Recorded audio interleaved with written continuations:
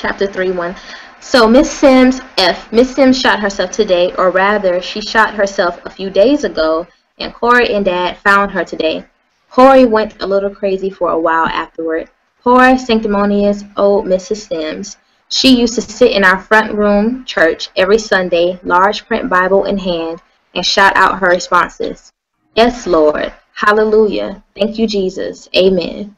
I began writing this about Mrs. Sims because she killed herself. That's what upset me. She believed, like Dad, that if you kill yourself, you go to hell and burn forever. She believed in a literal acceptance of everything in the Bible. And when things got to be too much for her, she decided to trade pain now for eternal pain in the hereafter. How could she do that? Did she really believe in anything at all? Or maybe she just went crazy because her God was demanding too much of her. She was no Job. In real life, how many people are? Question 8. Do you believe if you kill yourself that you will go to hell? Question 9. Do you think it's likely that because God understands what's going on in our world, knows our hearts, knows who we love, and knows everything else, that he would also understand how deeply constant pain affects us? Is it morbid of God or just godly for him to insist that we keep on pushing on, even if, in the case of Mrs. Sims, her whole family is killed? The people are a lot more cautious this first session. I'm going to answer them first. Do I believe if you kill yourself? I struggle with this mainly because Venita mentioned something earlier in the first question, how maybe it was Kim, maybe it was both of you, how who God is for you doesn't match up with everybody else's God, or how it seems like the majority sees God. And to me, God is gracious. God is merciful. God, if he knows everything, then he knows everything. And so, and I bring up this book again because I really wanted us to read it, but it's okay. But in the shack, God asked the main character to choose one of his kids to go to hell, and he couldn't decide. And so God was like, well, this is how difficult it is for me. And so just thinking about it, in that sense, I don't know. I used to really like be into Bible stories when I was younger, but after my grandmother passed, I'm still getting back into it, so I'm not as fresh as I used to be. So I haven't really been able to spend time and meditate about what I really believe about that. I hope not. Obviously people who are suicidal are incredibly depressed and sad, and it would really suck to to be really depressed and sad, or feeling down your whole life just to be in hell forever. And I would hope God understands that the last thing they need is hell. But I understand that, especially when it comes to Baptists, that's a little touchy subject because they're a little bit more strict than right up there with Catholics to me, but they're a little bit more strict than every other denomination of Christianity. And so I guess I answered the question in two parts. I don't know. I don't know if it's morbid of God. I don't know. I mean, his son died, so he's used. He's had to watch his son be killed by people, and he's had to watch his son wish for death or wish for it to be over. I just pray that people have gotten God wrong. And at the end of the day, he is so much better than we can even conceive, and maybe we can't really conceive him as great as he is or she is, because I'm convinced she's a black woman. But oh, why does that surprise me? I'm just saying. I'm convinced that she's a black woman. I just do. It just does. Anything doesn't make sense. But well, I don't know what I was saying, but I can't remember what I was saying. What I wanted to say. It'll probably come up to me with somebody else answers. But I don't know. It's just difficult to believe that somebody who is supposed to be so grand could be so evil, or I don't know. And that's what I was saying. So I think that because people are so messed up in our heads, and we've gone through so much, and we're full of doubt. When they were faithful, when they were doubtful, we're just so back and forth and wishy-washy with each other and ourselves, that we can't even really conceive what goodness is. And so when people teach the Bible or teach about God, it's still from their own experience, and they can't really get there about really how good God is, if you believe, because we literally can't conceive something being so good when we're so used to the back and forth and the wishy-washiness, and the really religious people being really sucky people to everybody else. So that's my spin. Anybody Well, else?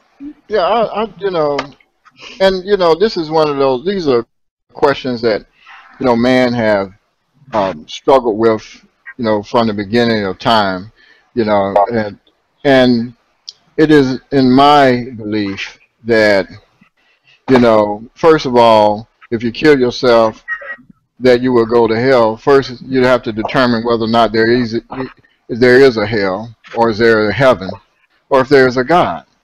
Um, when you talk about religion is simply man-made.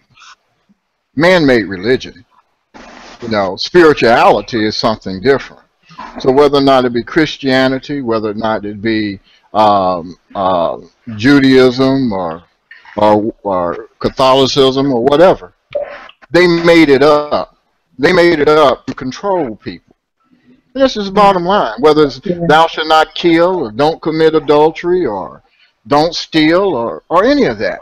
It's made up. It's to control the masses of people. Now, how you feel about the earth, your spiritual being, the universe, that's something they can't control, except for they precondition you in a belief system. They precondition you in the belief system to believe certain things. And so therefore we spend most of our life trying to fight against. Someone told me one time, you have facts or the truth, you have your belief system, and somewhere, if you scope all those up, you'll try to come up with some knowledge. Okay? And so I think that what we have to do is shed everything that we believe is man, and try to get in contact with a spirituality versus a religion. Religion, in my opinion, is just, it's not even an opinion. Religion in itself is man-made. He controls us with religion, washing of the feet, or, paying your tithes, or any kind of crazy crap. You want to go and kill a couple of chickens, let me have 9 wives and a cow, whatever. It's all made up. That's going to piss some people off, but I said it. Can I just add something to what you said, Joe? Mm-hmm. There's this huge thing about your not-for-profit status of churches. So the goal is to keep them from being political bases. So if you step out and you advocate for any political figure, you could lose your tax status. Well, Go ahead. I'm sorry. Go ahead. No, that was pretty much it. That's another way to control the church, especially churches of color, because other churches figure out how to get around it. Well, and that's one of those things that you hear, scribes and Pharisees, politicians, and and your religious leaders, they all worked hand in hand back in the day. You have the Pope, crowning the king, and all of them just fleecing the people. You know what I mean? all of them sat up there and they really legitimize both systems. Whether or not it be the president going to Rome, or the Pope coming to the United States, having court with the president. They both sit up there and they say, "Oh wow, these two powerful entities there, blah blah blah blah blah blah." The politicians are. Oh, I forgot about one group of people, the bankers. Okay, So you have the finance, you have the politicians, and you have the religious, and between all of them, you better stand up against the corner of a wall and protect yourself. Okay. Because you're getting ready to get bent over and what? Okay. Well, I think you said that very well, Joel. I pretty much feel the same way. For me, I think that like I said earlier, that the Bible tells a lot of stories that are just human stories and that we can relate to. Um, and as a creative person myself, I relate to the experience before I had brain damage when I used to do a lot of writing. I could really get into a mode where it felt like I was receiving messages from, somewhere in the universe, and that that my body was just a vessel, just a tool. Um, but that's what creativity feels like. And one of my big issues is authenticity, um, because I think at some level, as Joel touched on, there's a difference between religion and spirituality. And I think at some level, we all have a capacity to connect to this source energy. I don't know what to call God, but I do believe until we know more, and I think it's beyond the capacity of humans to know, but until we know more, there does seem to be some higher intelligence out there.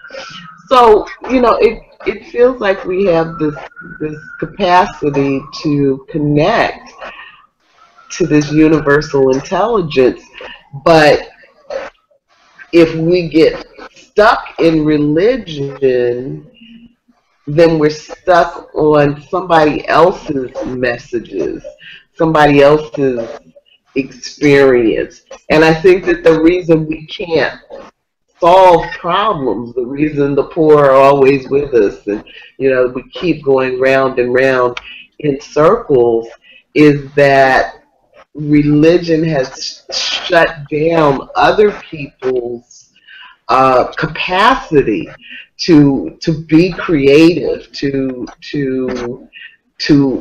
hear whatever messages are out there for us to hear. And so we've got this sort of set of beliefs, but we're not getting everything that we need to get. So I don't know.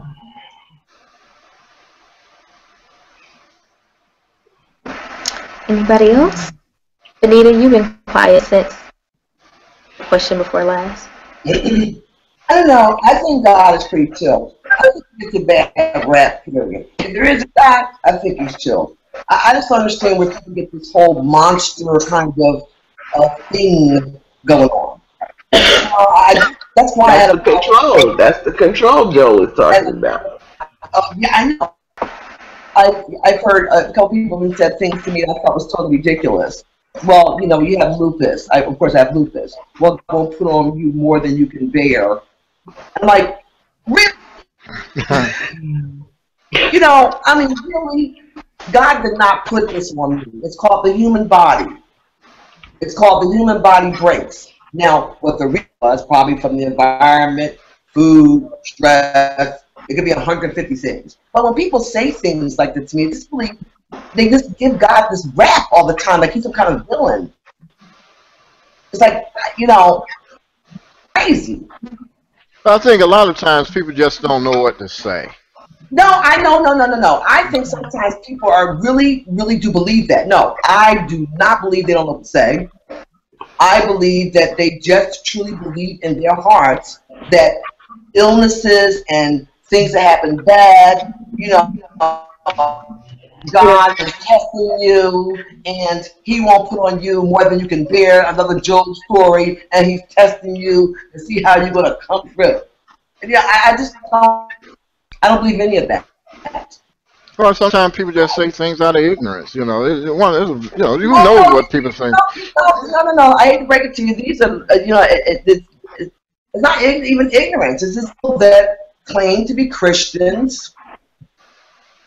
But did you hear Randie's point? I think Randie made an interesting point that people in their own illness, in their own sickness, interpret the Bible and, you know, and share their interpretation with you from their own vantage point. Yeah. But but it's going back to, these are some of the things that I hear along with other things. It almost makes God, you know, like this person, like that is constantly throwing these at you, test you. I'm just saying that if there is a God, I don't believe that. I believe that if God, that He's good. I don't believe that He will test you in a way that hurts you. I believe if He does test you, He tests your character. Is He hungry, and you can give him food, or are you going to give that man food? You know, I just choose to believe something different, if I believe at all. And I think that's what makes me uncomfortable with religion, and spirituality too. That you know, it's all about beliefs. You know, we don't really have many facts. And so what I like, and I don't know if this is chapter 1 to 3, but unfortunately, I have read both the books, Randie. I had to do something over the break. But what I like about Lauren Olamina's approach to religion is she's, you know, she's looking at what she can observe with her five senses, and that's kind of how I approach this thing, you know. And even what we see with our five senses tends to be open to interpretation. Like, I'm thinking of when Venita got mad at me on our last session because I heard her say, with my hearing sense, you know, sci-fi scares me. But in that short space of time, she didn't realize that she had said it. And that happens all the time with all kinds of people. And so you and I can be looking at the same thing, hearing the same thing, touching the same thing, all of that, and come to different conclusions. So if there's so much room for interpretation with concrete information, then, you know, I don't know how we can ever trust people's perceptions of things that we can't even see, you know, that we're supposed to have faith about.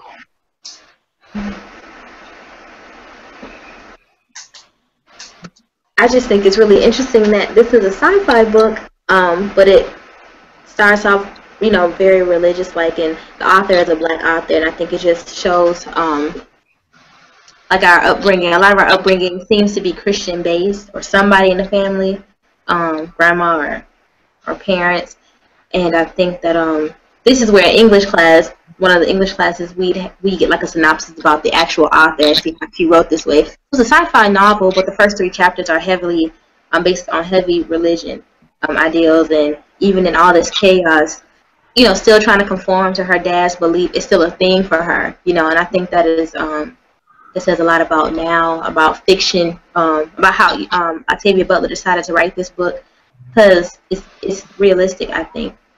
So still worried about trying to get your dad to, you know, make your dad happy in the midst of all this mess, you know, concerning God.